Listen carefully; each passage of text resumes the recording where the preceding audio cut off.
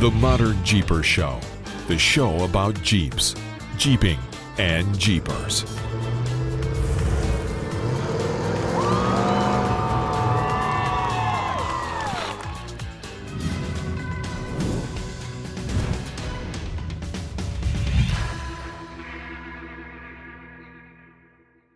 Well, hey, Modern Jeepers, is another episode of the ModernJeeper Show with me, Matson from MetalCloak, and Mr. Modern Jeeper Corey Osborne. Well, my usual, hey, buddy. My usual thing is like, hey, buddy, how you doing? You guys, it's been an interesting week for sure for the both Jessy and I. Yeah, Rockstar Jeep Girl, how's she doing? She is she's on like this would be like the 7th day where she's just not feeling 100%, and we got through winter 4x4 Jamboree, and she was a trooper, and then something caught me as well for the last few days, and she's still down, so she's in recovery mode still. Man, yeah, it's tough. It's tough. You know, the biggest thing about this is just getting through it, and it's hard to power through it because it's a miserable, miserable time when you're trying to power through it. It's been such a busy week for us with the winter 4x4 Jamboree, and what a great event that was. Those guys did such a good job. They turned that from a 2-day event into 4 days. Wow. So again, yeah, we're all kind of taking a deep breath now and trying to get better. I hope that there wasn't a whole lot of other people that got sick last weekend, but I don't know that. Well, this thing about the Omicron is it's sweeping the nation.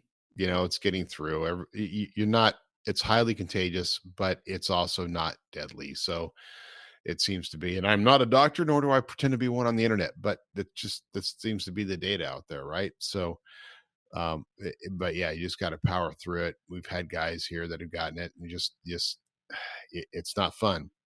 But my mom and her husband are still suffering from it right now. But they're getting through it. They're doing their ivermectin and they're doing their Z-Pack, and and they're obviously the more vulnerable age. They're definitely more both healthy, so they're not as vulnerable as somebody who might not be as healthy. But in that age range, you have to be worried about it a little bit. Yeah, I guess before we get too far, let's make the word for the day Rona.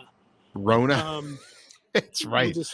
Apparently, our drinking games are fairly popular now. Apparently so. Yeah, so this way, see, if I say, I'd like to have a Corona, well, I'm in a place where we should be drinking Coronas. It's only like 50 degrees outside. It looks sunny, but it's fairly chilly here still. In fact, there's snow on the mountaintops above Mesquite.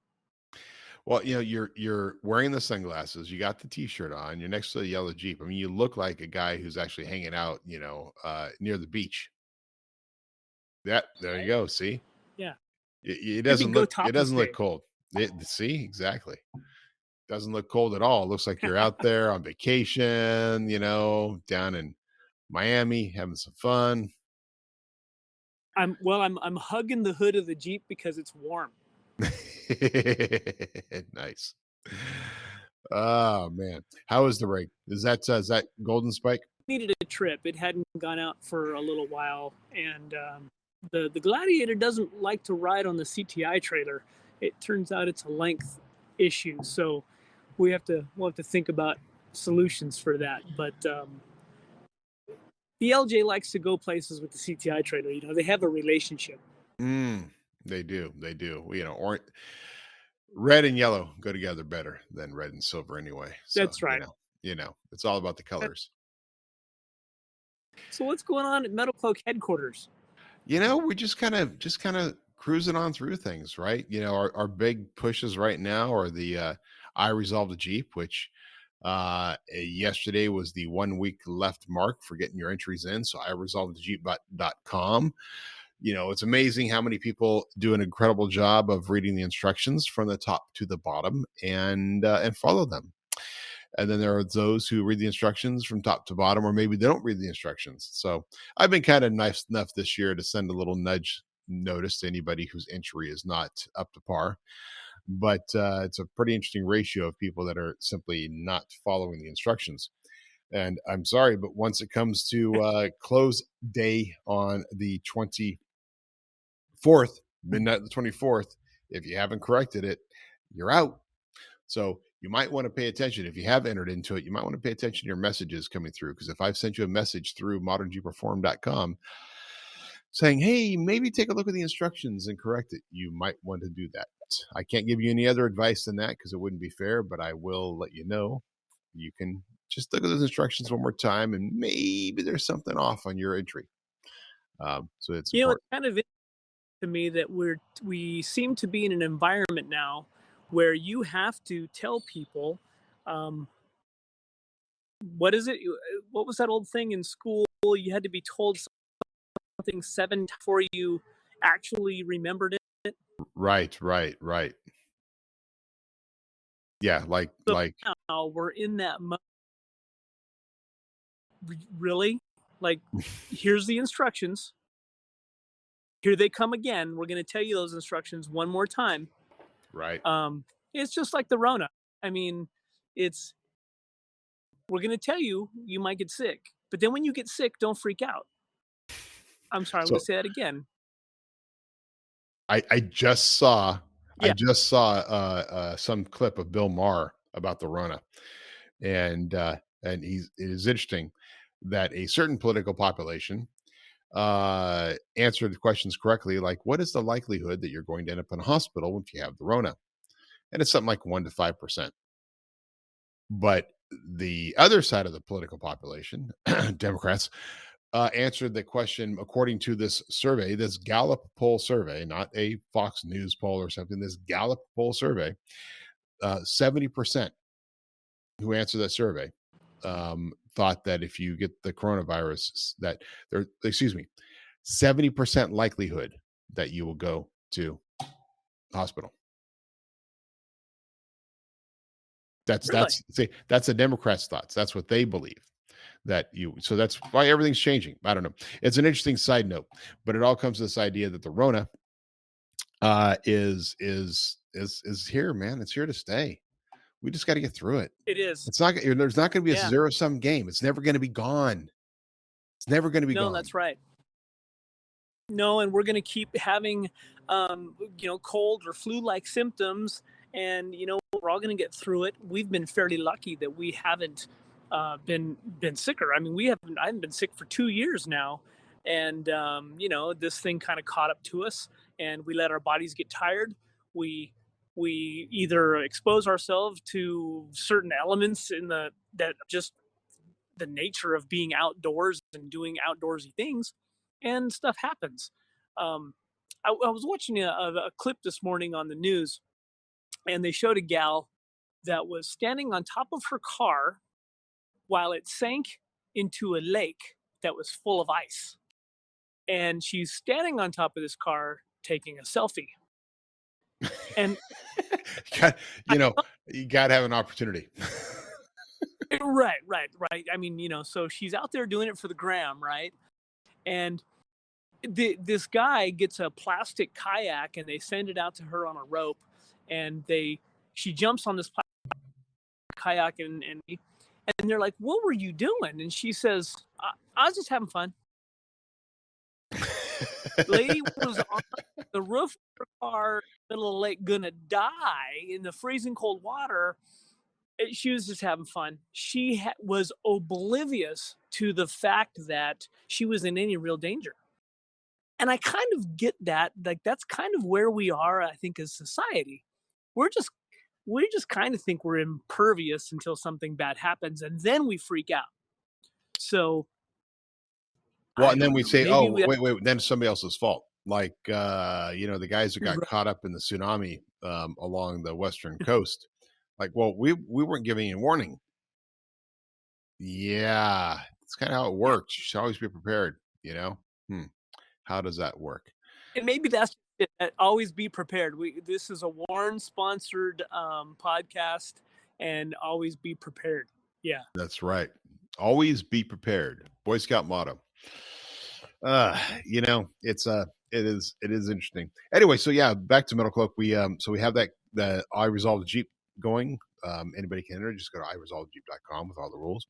Then we have the exciting and maybe not so exciting for our Modern Jeeper group, but the giveaway going on over at Bronco 6G forum.com or whatever the URL is over there, but the Bronco 6G forum for the skid plate system for the Bronco. It's been pretty cool for us at MetalCloak because there's a huge following that are just like, yeah, wow, we're looking forward to a MetalCloak product in the Broncos. And it'll be fun to see how that comes out.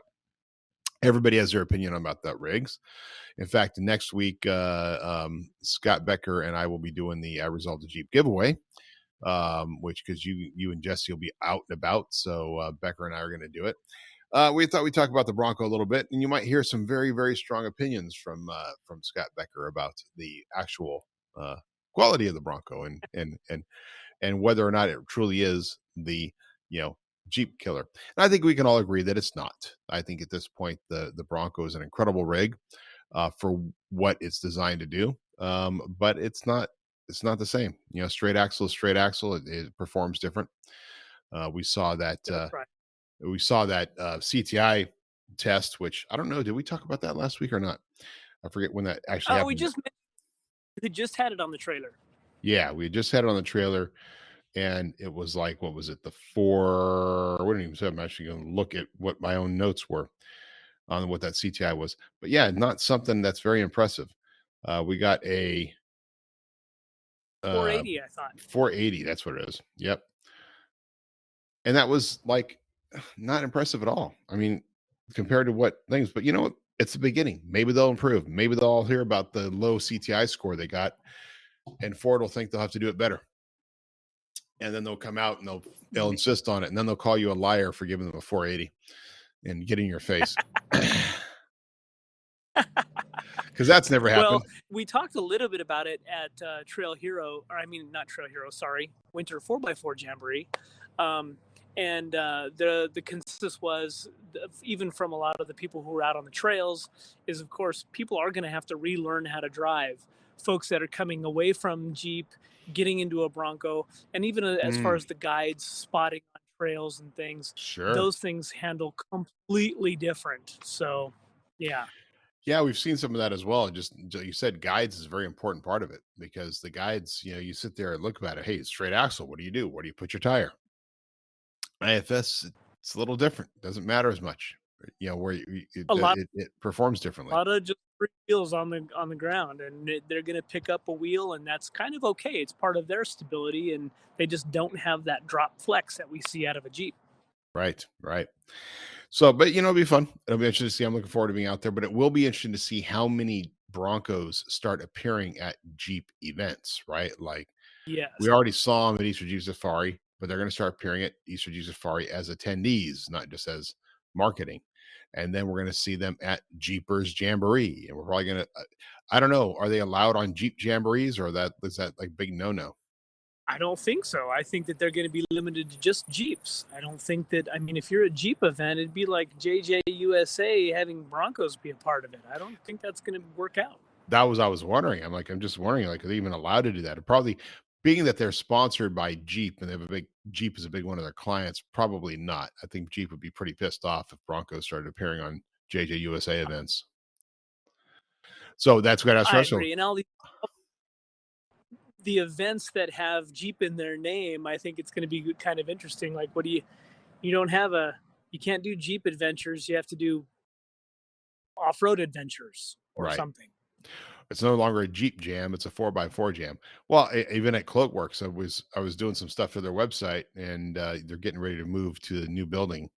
And I was making some changes, and I realized, I changed the header from being the Northern California's premier Jeep specialist to Northern California's premier 4x4 specialist, because, that's the case. We just, it's not going to be limited. We can't just be. Now, MetalCloak, it's your Jeep, only better. That's not changing. But it still is. We're still your Jeep, you're only better. We're still a Jeep centric company, guys. So don't worry about that. But we are expanding because we can, and because it's not fair to everybody else to not let them have access to the technology. Well, it's going to be, I got to just throw the word Rona out there for a minute. for our fans at home that are getting a little dehydrated. Um, we are we're in an interesting time, and coming through this area to see that they had 900 rigs come out to Winter 4x4 Jamboree. Wow. Yeah, there was a lot of people, and again, I think we're also hungry to get back out on the road. The weather back east is, of course, horrible. Out here in the west, it's been fairly mild. Who knows what King of the Hammers? King of the Hammers, what? I think it starts next week. God, already? Wow. I think I read some marketing posts about they're going to name the main race the King of Kings now. The King of Kings. Instead, yeah, or yeah, King of Kings, King of the Hammers, and King of the Kings, something like that. KOK was the initials that I saw on the post, and I don't know whether that has continued forward or if Dave has put a kibosh on that. But the 4400 race on Saturday was going to be the KOK race, which really had a bad acronym to it when you pluralize it as KOKS. Right? King of Kings. Well, you can't really be the King of Kings until he has, what he needs to do is then combine the final race, which has the king from every category. Like the winner of the trophy truck versus the winner of the motos versus the winner of the side-by-sides versus the winner of the of the Ultra 4. Then it's the King of Kings. Just have it be all in. Like anybody who wants to sign up, you can just go run. Dude, it was one giant race in Lake Bed, all in, free for all, go. Wait, that's how it started. I was speaking of which, I was watching the Dakar rally. Some video popped up of highlights from this year's rally. And it's everything from, of course, guys on motorcycles with like nothing but a hydration pack, to those big, 6-wheeler, the big trucks. I was watching one of those trucks roll over, and it's like, it's one thing to like roll over an Ultra 4 car. It's one thing to roll, but that thing was just, you could just see it starts getting unstable and boom, and then flips over and goes boom. And it's like, oh my God, that's a lot of metal. Yeah, I can't imagine trying to recover something like that. No. Thankfully, I think it landed on its wheels, but it's still one of those things. It's incredible, those kind of rallies. Now, is Jessy still planning on hitting out for doing the Rebel Rally next year?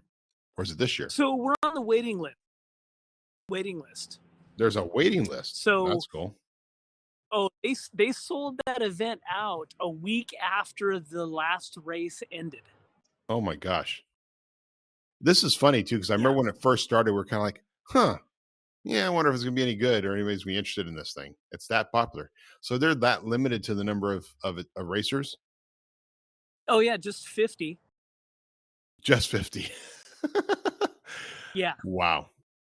50 teams. And of course, Emily does a great job, who puts the event on.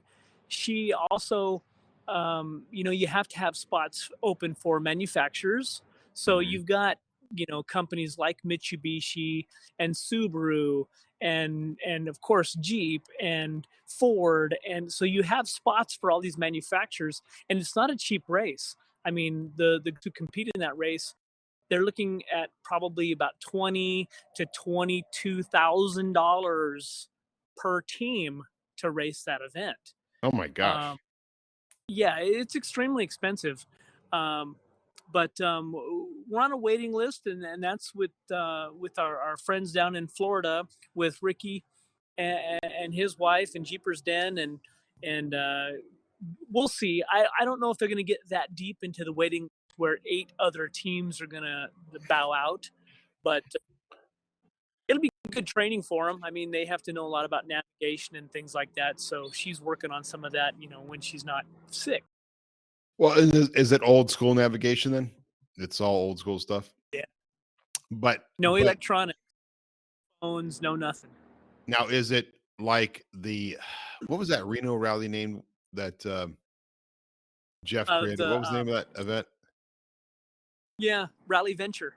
Rally Venture. That's right, Rally Venture. Now, Rally Venture was all paper, but it was also lots of um, tricks and guessing and calculations and trivia and stuff like that, right?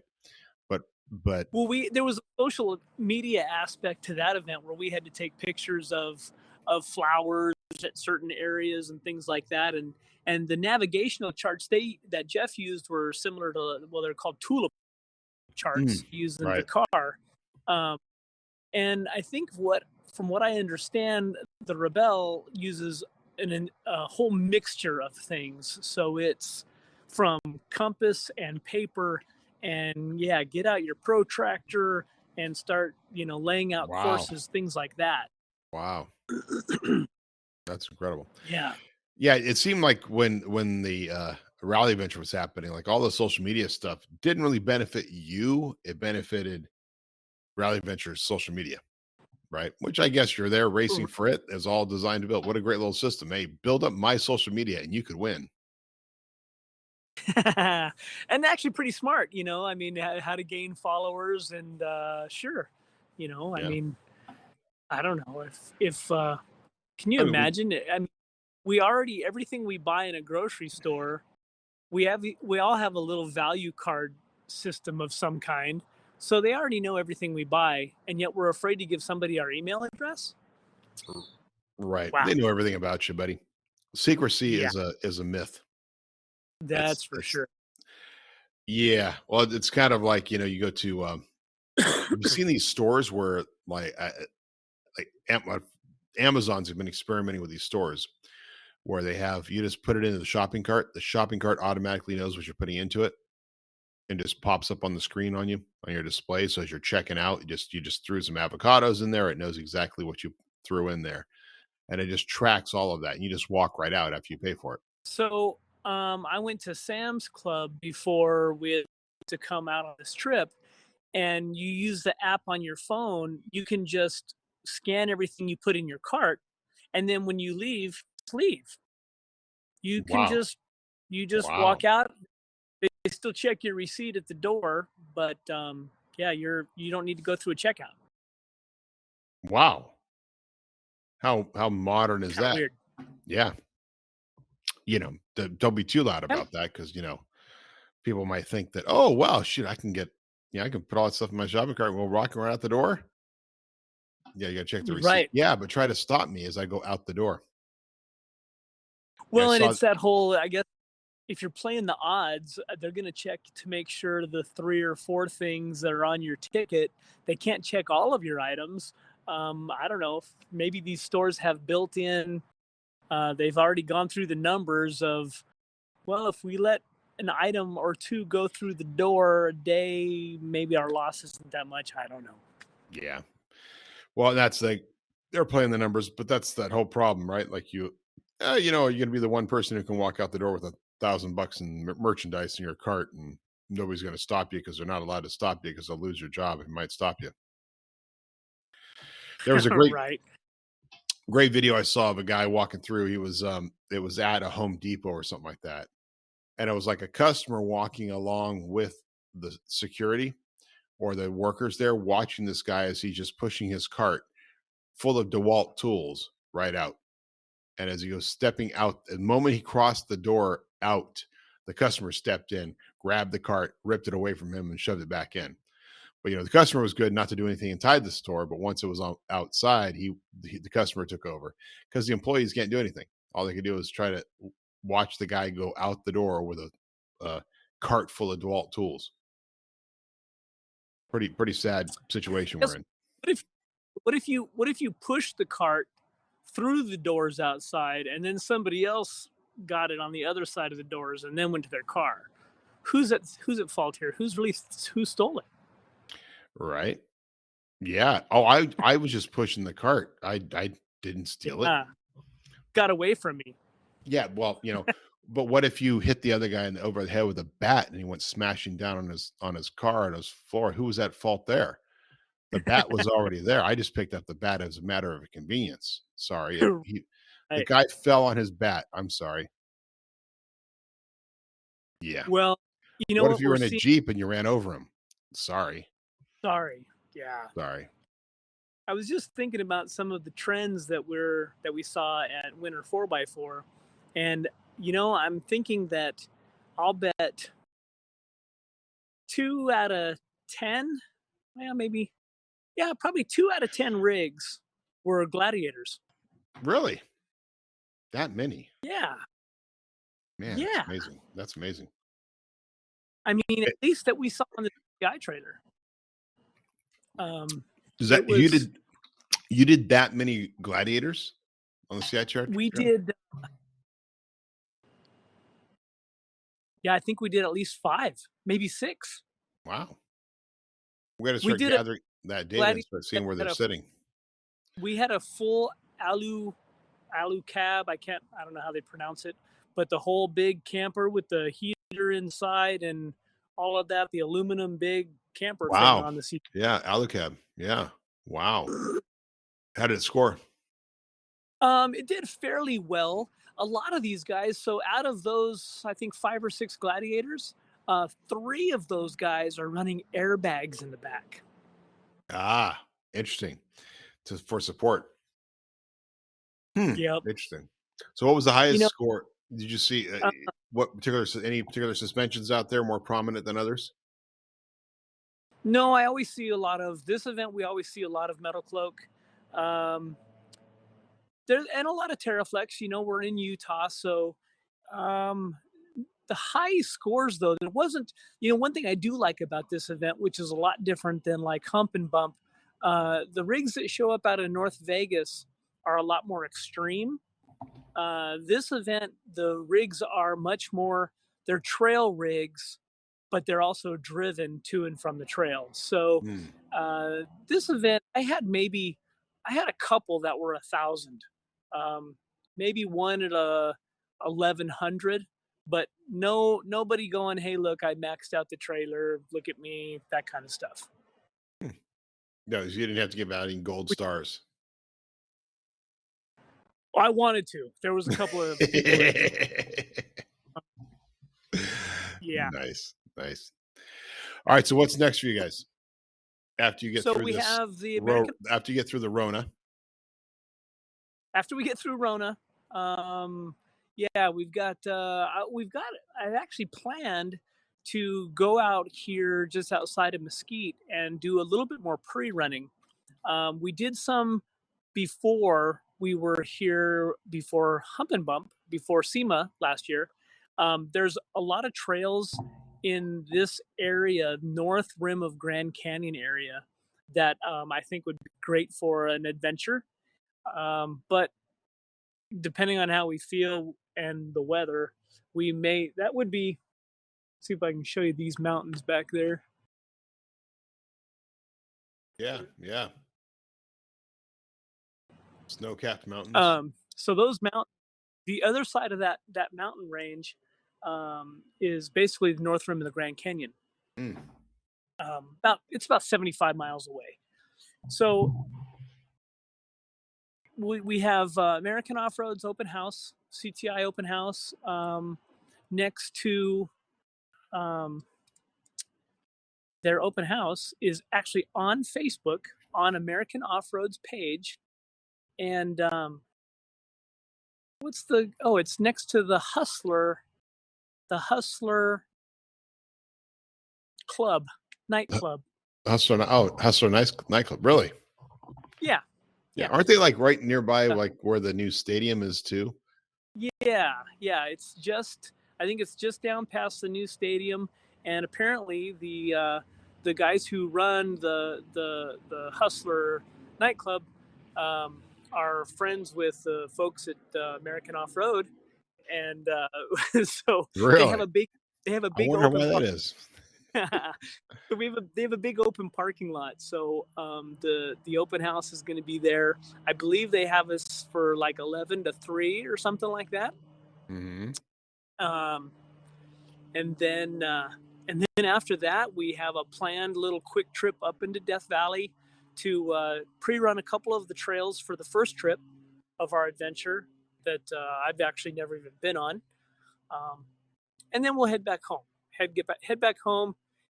Get the Gladiator ready for the Death Valley adventure, and we have some exciting stuff to get put on the Gladiator and some changes to make to it before we hit the road again. So um, thanks to our friends at ARS, and I think you have some stuff going on with ARS and maybe something coming up in the next few months.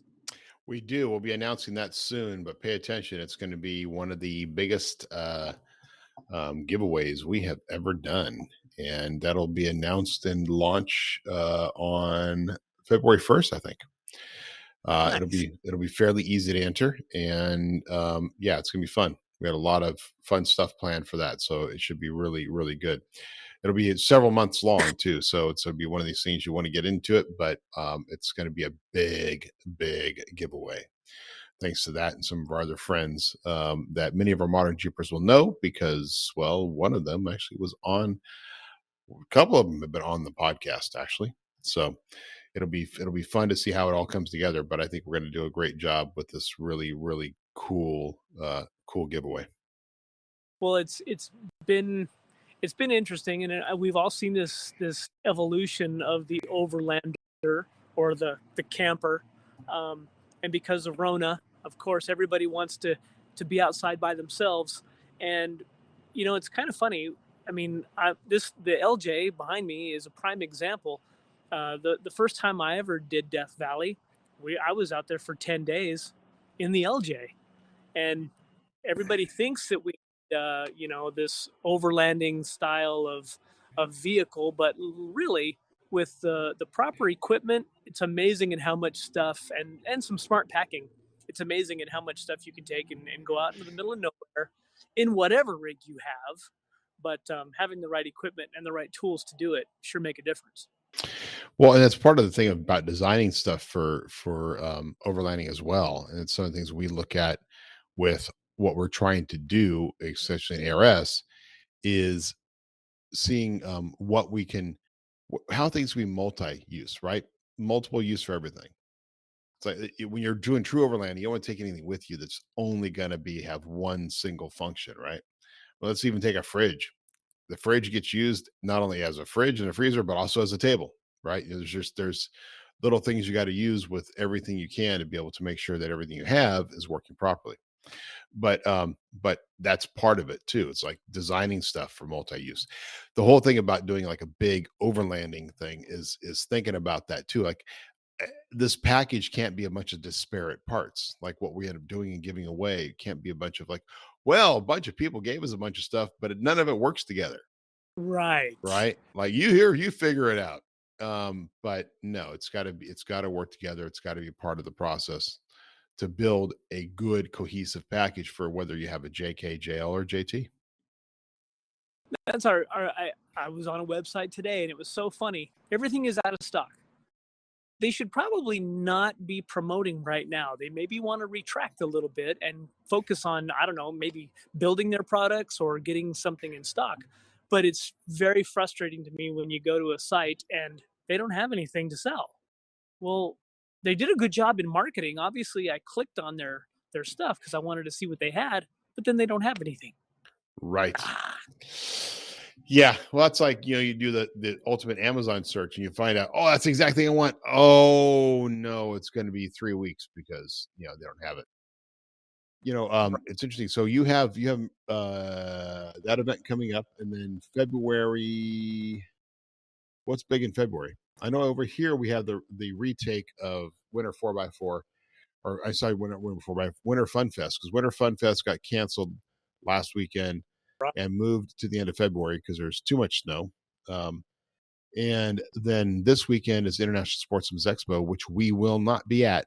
We generally go to this one. We will not be there because we decided we didn't want to subject our friends, attendees, and employees to having to go through COVID testing or, all that kind of stuff. And from the sound of it, it's probably better off not to be there anyway, because vaccines don't seem to be stopping it. And neither does wearing a mask or being pre-tested or anything. Just a big pain in the ass. So we're not doing that. And which, in case we might do something else this weekend, just for fun with the ARS brand. But then what do you have coming up next? Like what's February like? I got You know, nothing. you got nothing. Well, one thing we are going to look at doing is TDS, which Um, we haven't done in a while. Is Tierra del Sol, and I think we're going to go down to Tierra del Sol with a CTI trailer, even though they're not really having a big event this year. It's kind of a virtual event, but it's still fun to go down there and play on the dunes and be all part of that. But or not the dunes, but down in the in TDS and Alcatua Wells and that whole area, in the washes. Um, Go play down there. We're going to take the CTI trailer down there, but along the way, I think we're going to do an event we'll probably do a CTI event in Bakersfield, one along the 10 someplace, and then a couple of days there at their virtual event. And then from there, head off and maybe come back up and do a couple of more things. But just be nice to go there. Next year's our 60th anniversary. And hopefully that comes together with being a really big, and this one's kind of the 59th and a half year. So technically it was supposed to be the 60th this year, but right. They want to hold that date. Yeah. Yeah, they want to hold it. So it goes big time. So that'll be March. Like I said, not a lot happening in February. But yeah, it's got quite a season coming up. I think there's something we have going on in February. I can't remember it off the top of my head. I know that we have some modifications to make to some of our graphics and whatnot on the truck, and some preps to make on the Gladiator, and we'll be in full prep mode for the Death Valley Adventure. That first trip, we still have some room. I think we still have like 6 or 7 spots on that first trip. So if you guys are holding off and you've been waiting, now is the time. We'd love to have you out there. And the first trip's not going to be anything we've done before. In fact, that's why I'm out here this time, is to go run some of the trails, because I've never even been out there. So we have some pre-running to do to before that, and then once this Death Valley trip is over, then the season just goes crazy, and we're all race again. So Bonkers. Yeah, bonkers. well, thankfully you're getting the Rona out of the way now, so the Rona doesn't bother you when you're out there traveling, because nothing affects an event worse than the Rona. I'd rather have a Corona than the Rona. Mm-hmm. Yes. Sure. Yeah. Do you like your Corona cold, like super ice cold?